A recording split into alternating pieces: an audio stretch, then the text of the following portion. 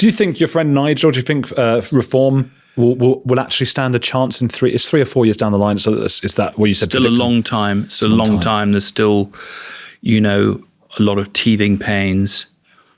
But he came to Cornwall yesterday, and I think 70 people turned up to an impromptu meeting so he could meet some of the local candidates. This is in a small little village of Camelford. The feedback was extraordinary. What we read about on Twitter doesn't seem to be affecting anybody on the doors, regarding the sort of infighting. Well, yes. I mean, it doesn't seem to be affecting people on the doors. And I don't think it is affecting people, certainly down in Cornwall. Mm-hmm. So in the short term, I think you could see something interesting happen with the local elections. And momentum in politics builds very slowly, as you know. I mean, it takes years to create a party. And Nigel's been on this journey for 35 years. Mm-hmm. He's a bit of a he describes himself as a sort of a John Wesley type of a character. He is constantly campaigning. It's very slowly and then suddenly very quickly. Yeah, very. It's like all great successes. Slowly.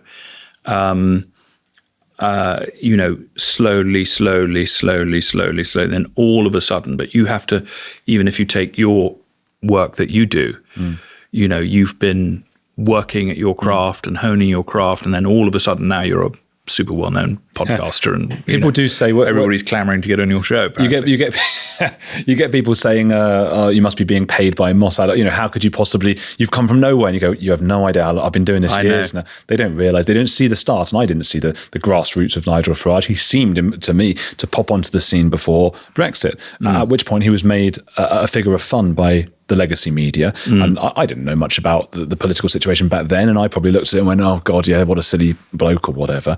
And now he's already probably considered the most influential politician in recent British history. Well, what people don't realise, what I am aware of, because I know the Trump family, how much President Trump respects him. And I know this from not talking to him about it. I know this from other members of the family and people that are very close in to Trump in the United States. And they are actually very good friends.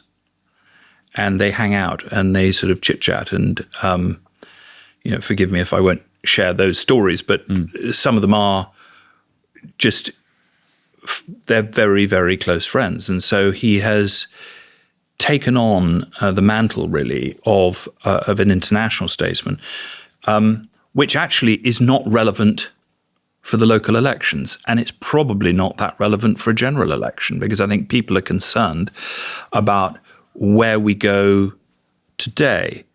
But were he to make it into number 10, it would be nice to think that we had somebody in there that had an inkling in relation to foreign policy. That would be a welcome change. And he would then certainly cement his space as the most influential politician in recent times. Yeah. I mean, in terms of his soft power now, it is very high. And people listen. And it also, what I've noticed is he's become much more. He's come into his power in a way as a politician. He really understands his situation, but that's not to say that there's still a lot of challenges ahead, and he needs all the help he can get, frankly. Yeah. So, in the sort of insider baseball, I know you're saying door to door, people don't follow this stuff, but on YouTube and Twitter they do, and there's a lot of infighting. There's the Rupert Lowe stuff. Ben Habib's just formed another party. I got a lot of people. I guess some people are watching this going, "Gosh, why won't Nigel?" come down harder and say we're going to do some deporting of illegal migrants. Other people are going, gosh, thank God he's being more reasonable and maybe can bring in the centre. And other people are going, gosh, well, why are Ben and Rupert? How is this all? Is this going to affect the vote?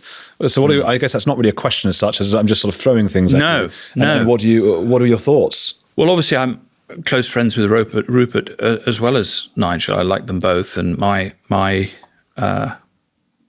preference would be that they all get on. Absolutely. I think that there's plenty of work to do, and they each have their capacities. But I'm not very deeply involved with the Reform Party. I happen to be a personal friend of Nigel's, and I'm a personal friend of Rupert's, and but I do see the challenges that this country faces, and I do see that they both have a remarkable contribution to make. Actually, when I saw Nigel yesterday, we didn't discuss it. So it's something that is it will just work its way through, I'm sure. And as they have a saying in Vegas, let the chips fall where they may.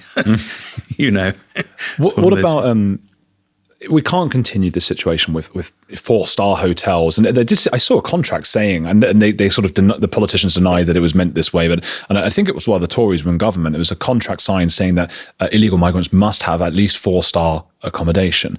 Now it was I think it was in the Guardian. This is fact checked. I know it will surprise a lot of people listening. It is out there, and they say no, that was just a default contract, and we didn't actually apply it. And I'm sure they didn't, because they couldn't find enough 4-star hotels, but they found enough of them, and the fact it was there in the first place, that sort of plays into my concern about the deep state and just the kind of nonsense they're putting into contracts and things.